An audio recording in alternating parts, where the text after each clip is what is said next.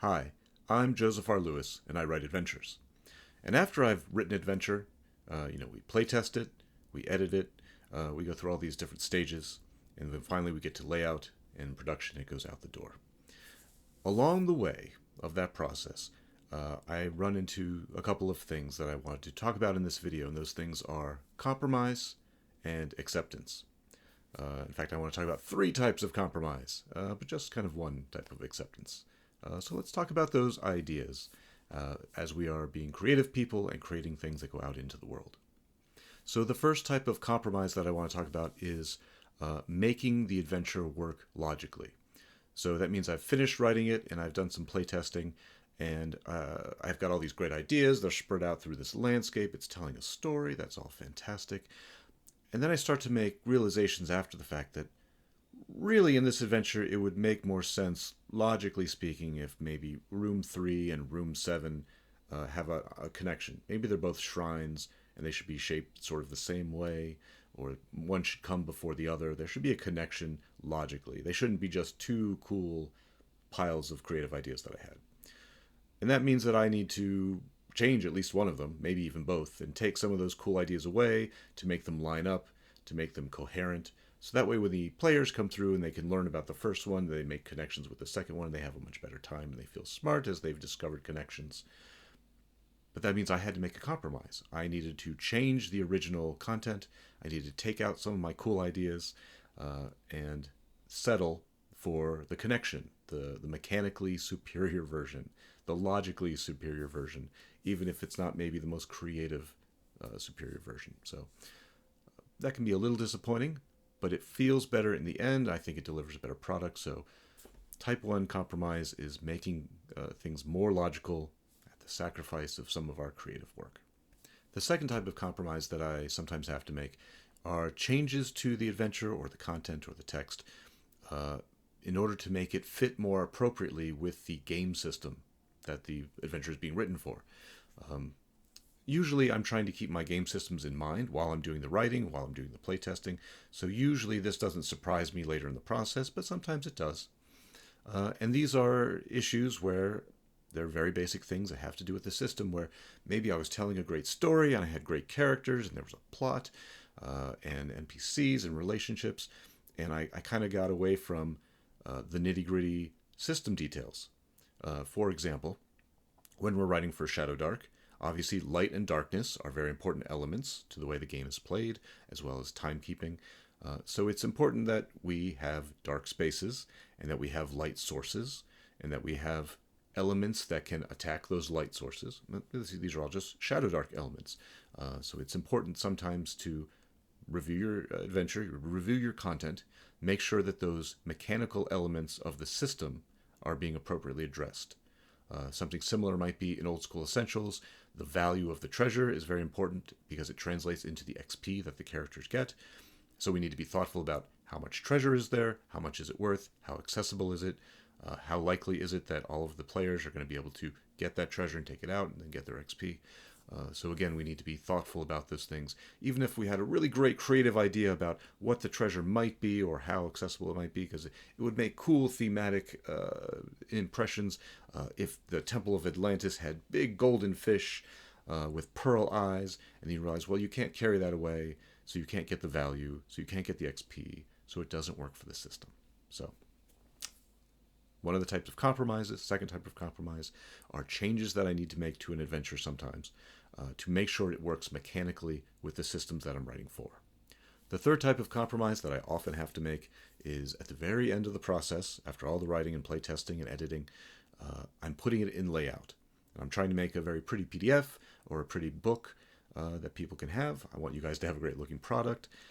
And what inevitably happens is I take a room description and I put it in the column, and it flows and it's perfect, except it's one line too long. There's just a little too much text. It pushes onto the next page, and that's no good. So sometimes I'm able to just, finagle it a little bit. I can make a big word smaller sometimes, and I can very gently shimmy the text in and it'll fit. But sometimes I can't. And sometimes it means I need to cut words. I need to cut content. I need to delete my creativity in order to make ink fit on a page.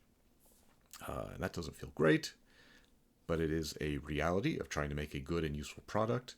I don't want text flowing crazily across pages or around images because I was too married to my words, and now players and GMs are struggling to read, well, where does this text go, and why do I have to keep flipping pages? That's no good. So, third type of compromise is the most mechanical and least satisfying, unless you really care about making a beautiful product, and I do often try to make a very beautiful product, but sometimes we have to cut words or content or creativity just to deliver a functional, attractive looking product. So those are the three types of compromises that I often have to make and you may encounter in your writing and publishing process. Having to make changes to your adventure to make it more logical, even if it's less creative. Having to make changes to your adventure to make it fit better with the mechanics of the system that you're writing for. And having to make changes to your adventure to make it fit on a page, just to make the layout attractive and functional. But that's okay. It's part of the job. Moving on from the idea of compromise, I wanted to also talk about the idea of acceptance as creators. I just said creators in a very strange way. Creators. Anyway, when we create something, we need to accept the fact that it's not going to be perfect. It's not going to be the best ideal form it could have been. We're going to have to make compromises to our goals and our vision in order to make something functional in the real world. And that's just reality. The product that you end up creating will probably be very good. It will probably accomplish many of your goals and fulfill a lot of your vision, and it will probably make a lot of people happy a lot of the time. But it's not going to make everybody happy all the time. No one can do that.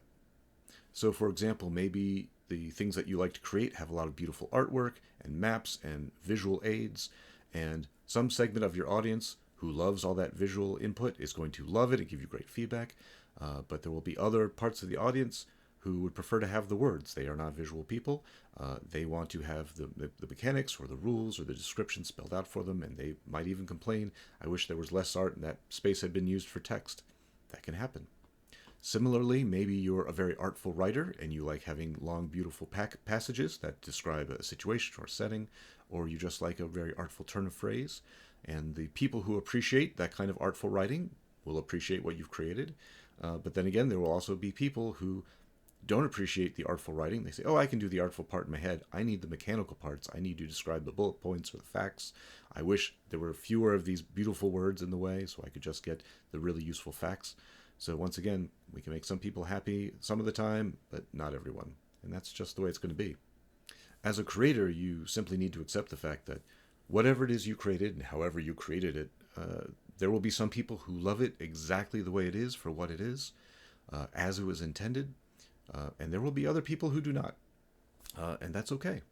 So while on the one hand it's important as a creator to be able to make compromises to make a functional product that you can put out the door, it's equally important that you're able to accept the fact that whatever it is you put out the door is not going to make everyone happy.